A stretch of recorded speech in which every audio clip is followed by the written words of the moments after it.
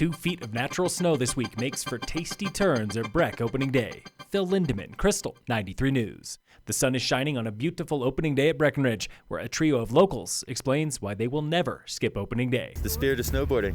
Tradition. Just the love of snowboarding. Love it. In town from Boston is Chris, who heard about the fresh snow and booked a red-eye the minute he got a reservation. Let it snow, and hopefully maybe the bright side of the reservation system is we'll have fewer skiers on the mountain, so looking forward to it. A pair from Denver, Mo and Lily, also got lucky with reservations. Well, at least she did. There's not a lot of spots. It filled up pretty quick, but I got one. She got all 3 days. Reservations are required at Breckenridge and Keystone. Do not try to ride without one. A-Basin and Loveland have no reservations for season passes, but A-Basin is pleading with pass holders to take it easy this weekend. In a blog post, COO Al Hensroth predicts a busy weekend and no new terrain. If you plan to ski 2 days, bump it back to 1, or maybe play hooky next week. Resort restrictions could push more people into the backcountry, so we asked the experts, what do they think? Charles Pittman with Summit County Rescue Group.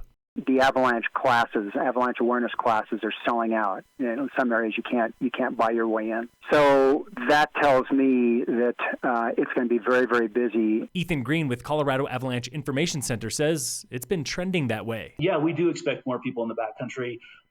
Part of that is just that every year in this day and age, we're seeing more people be involved in winter backcountry recreation. Local guidebook author Fritz Berry agrees, pointing to the spring crush at Loveland and Vail Passes. But he reminds us the backcountry is a big place. What's the point of going and hanging out in the backcountry with 1,000 other people? Tune in today at 4 and 5 for the final installment in our week-long Backcountry series.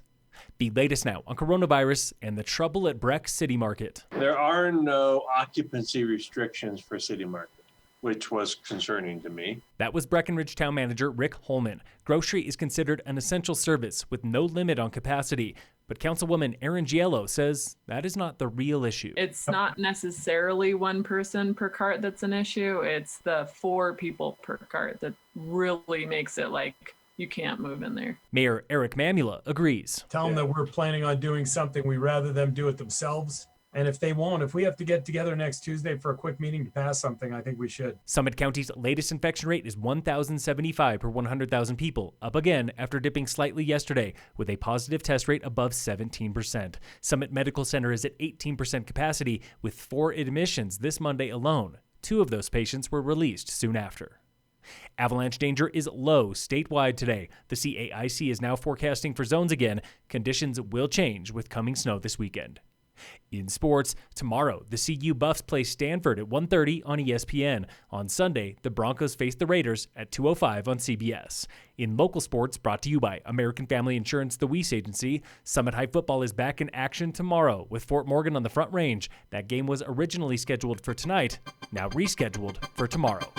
Phil Lindeman, Krystal, 93 News.